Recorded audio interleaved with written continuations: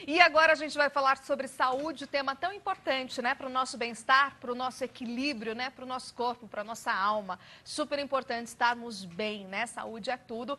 E hoje a gente vai falar em especial dos perigos, gente, dos adoçantes. Importante a gente saber aí o que escolher, né, o que colocar na nossa mesa, o que consumir também.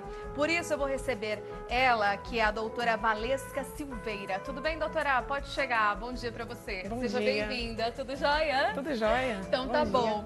Doutora, quando a gente fala de adoçantes, né, eu gostaria primeiro de definir os tipos de adoçantes, né, porque realmente já está bem colocado, bem falado, né, através de artigos, matérias, de você tentar evitar ao máximo, né, e hoje tem outros tipos de açúcares que são até bem saudáveis, né, tem o mascavo, tem outros tipos de açúcares que vêm através de alimentos mesmo, né.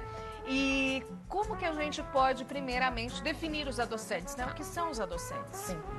Primeiramente, é importante entender que existem adoçantes artificiais, que são derivados de químicas, e adoçantes naturais, que são derivados de alimentos. Sim. Os adoçantes artificiais são aqueles que mais se encontram em alimentos diets, em prateleiras de mercado, que é aspartame, sucralose, acesulfame de potássio, sacarina, né? E os adoçantes naturais não deixa de ser o açúcar, mas de repente agora um xilitol, a estévia, que é derivado de uma planta, a talmatina, que é um fruto silvestre, derribose, vários tipos de açúcar, a gente tem uns 5 tipos de açúcares aí naturais. E o perigo dos adoçantes artificiais, porque como eles são derivados de química, todas as pesquisas já mostraram os malefícios que eles causam à saúde. A sacarina, a sacarina, por exemplo, é o primeiro adoçante descoberto em 1879. Ele foi descoberto sem querer numa fábrica de tolueno, de produção de tinta. Provou-se, viu que era extremamente doce, 500 vezes mais forte que o açúcar, mais doce que o açúcar. Então vamos vender. Em 1907 que foi introduzido os produtos diet, com o princípio da sacarina. Só que a sacarina hoje, por exemplo, ela diminui o hormônio da leptina, que é o de controle de fome. Então a pessoa ingere a sacarina e acaba... Isso mesmo, por isso que eu vi que tem até pesquisas fundamentadas aí com base científica mostrando porque às vezes quem consome adoçante às vezes sente até mais fome, na A sacarina verdade, é um né? dos responsáveis por isso. Entendi. Gente, e aí e foi essa descoberta terrível, né? Enfim, ele ficou um tempo suspenso nos Estados Unidos pela FDA, depois foi liberado. Existem muitas jogadas de indústrias, enfim. A gente tem o aspartame, que traz arritmia cardíaca.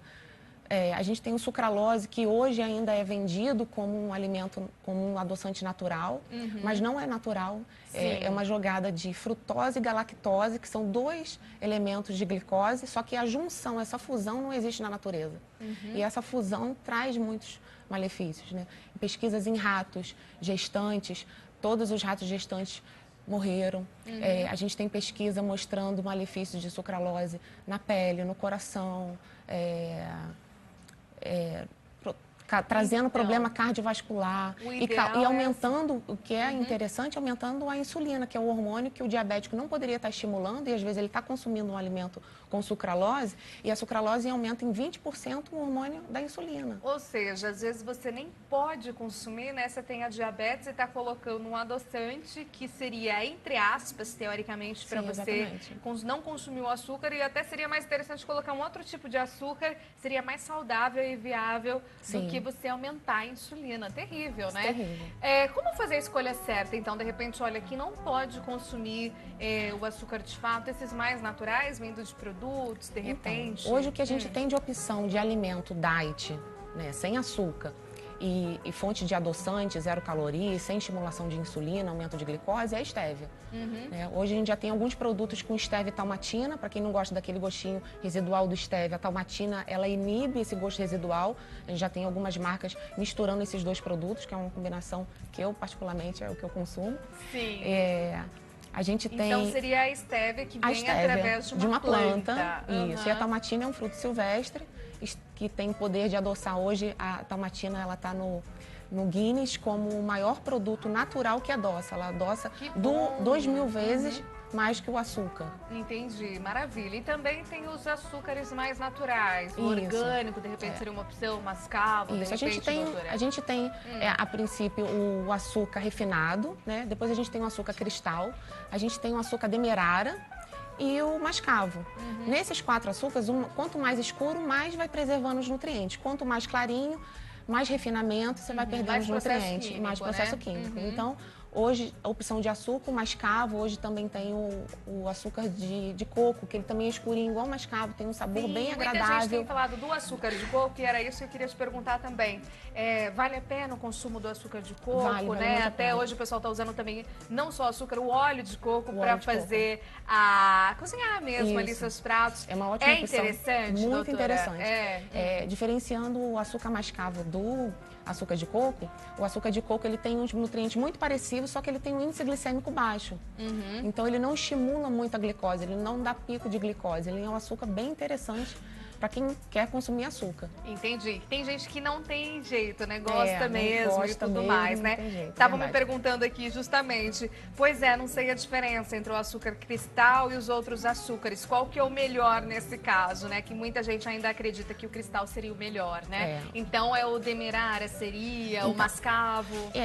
Eu fico no mascavo e açúcar de coco. Tá. Né? Eu acho que o demerara tem mais uma jogada de marketing, ele não preserva tanto os nutrientes quanto se acredita, né? Tá. Se duplica o preço, eu acho que não compensa. Então, talvez o mascavo e o açúcar de coco, que seria a linha mais natural. Isso. E também a questão desses produtos hoje, né? Porque hoje tem realmente essa onda de saúde, né, de bem-estar. Então, você acredita que as empresas, no geral, as companhias estão mais focadas também em, pelo menos, ser mais transparentes, mais sinceros com o público também? Hoje, recentemente, a gente trouxe a pauta aqui, como ler os rótulos, né, dos alimentos, que é super importante, isso, porque às vezes você vai consumir até na época de Páscoa, né, vai comprar um chocolate, aí o primeiro item que tem ali, que você vai ler nos ingredientes, é o açúcar. Não pode, gente, tem que ser o cacau, a manteiga de cacau, o produto derivado, né, o percentual, não o açúcar, o primeiro, né. Verdade. Então tem isso também. Você acha que as empresas, as companhias estão mais, de repente, voltadas e sabendo que o público anda mais exigente também, eu acho doutora? Que com essa moda de alimento fit, alimento funcional, alimento para fitness, né, para quem é praticante de atividade física, então hoje a gente encontra na prateleira, às vezes um know-how, um local no mercado específico para produtos mais saudáveis, a gente tem mais essa opção, só que a gente tem que saber ler rótulo, né, porque nem tudo que está apresentando, né, às vezes a gente vê uma palavra, por exemplo, fit, né? Fit, já leva. Fit não tem regulamentação. Então, eu sou dona de uma empresa, eu coloco um grãozinho lá de linhaça e falo que é fit, né? E coloco 3 vezes mais caro. Então, a gente tem que ver, tem que avaliar, tem que ler quais os ingredientes, né? Os primeiros ingredientes são os que mais contém no rótulo e os últimos os que menos contém. Então, tem que avaliar se aquele produto que você se interessou, que contém uma linhaça, que contém uma aveia, que contém um alimento funcional, se ele é um dos principais alimentos ou ele está lá no último da lista dos ingredientes. Então, tem que ficar de olho em rótulos. Tem essa questão justamente que eu ia te perguntar do fit, né? E o fit, né? Como a gente pode realmente olhar assim para ele com bons olhos, né? Como você falou, tem que saber ali ler o rótulo, ver quais ingredientes que tem, começando ali do primeiro, né? Mas assim, hoje realmente nem tudo que se é vendido como fit é fit. Tem que ficar de olho mesmo, atento. E você indica isso também para as pessoas que te consultam e tudo mais, assim, porque eu até me impressionei, porque tem até aquelas bolachinhas, né? Aí você olha, fit ou saudável, que utiliza, aí você vai ver, às vezes é tão parecido, tão semelhante com vários... Com tradicional, né? Com tradicional, com convencional, que você... Nossa, eu tô sendo enganada aqui, né? Acontece muito, né? Então você indica isso para os seus pacientes? Eu indico para meus pacientes, vai no mercado, tira foto e vai me mandando pelo zap, porque eu vou informando se é legal ou não. Tira foto do rótulo e do ingrediente, que eu vou te informar. Ao contrário dos alimentos diet light, que existe uma regulamentação pelo Ministério da Saúde e pela Anvisa, existe uma norma para se cumprir essa rotulagem, o alimento fit, o alimento zero, o alimento fitness, enfim, ele não tem uma regulamentação. Sim. Então, a indústria, ela rotula da forma que ela quer. A gente acredita que aquele alimento fit é o alimento mais saudável, né? Você compra essa ideia, né? Interessante, um alimento, um biscoitinho fit, é esse, né?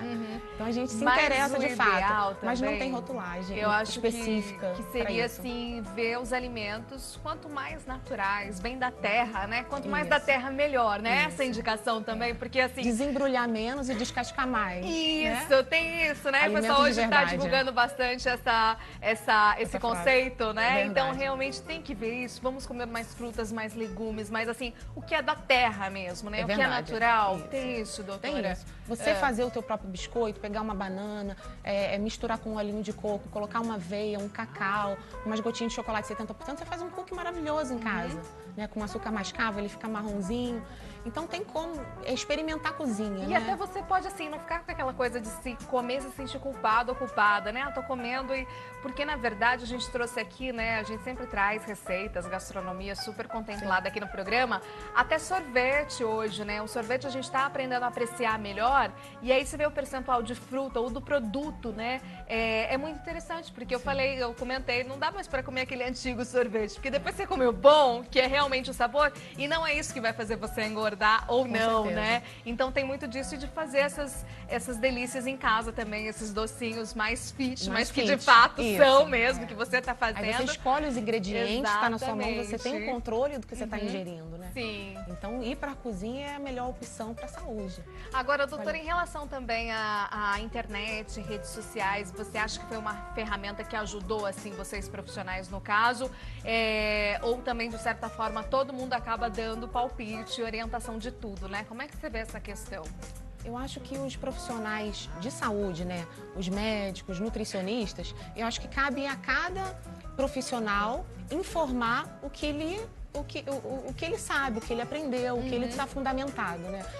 Existem algumas questões que às vezes a pessoa ela divulga, ela tem um público grande, mas ela não é especialista no assunto. Então a população tem que ficar atenta a quem está informando. Ele estudou para isso, ele se formou para isso.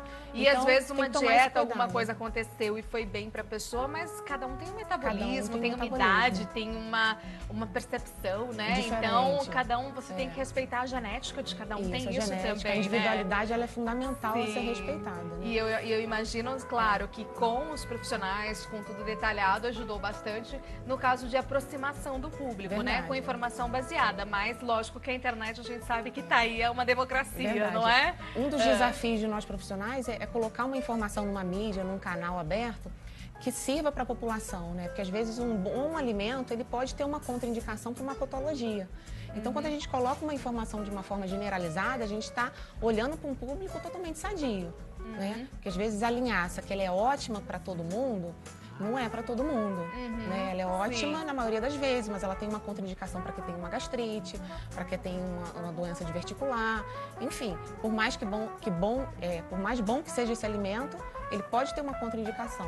Certo. Então é bom procurar um profissional da área, se informar, entender como é que é seu organismo, teu funcionamento, desde a hora que você ingere até a excreção e ver o que é melhor para você. Maravilha. Doutora, deixa o contato então para quem está em casa, para quem está te acompanhando, enfim, para saber aí mais sobre o seu trabalho e, claro, tirar aí todas as informações em relação à nutrição, né? A nossa saúde, ao nosso corpo. Pode ficar à vontade. A gente tem o site valescasilveira.com.br, o Instagram @ValescaSilveiraNutri, é Valesca com W e K. Tá. E o telefone 21, sou do Rio de Janeiro, 97001-4618 para Zap, informações. Tá bom, podem ficar à vontade. Muito obrigada, Muito obrigada, viu? querida. Foi um Pode prazer. continuar aqui, tá, Tá, Valesca, pra gente ouvir mais da boa música.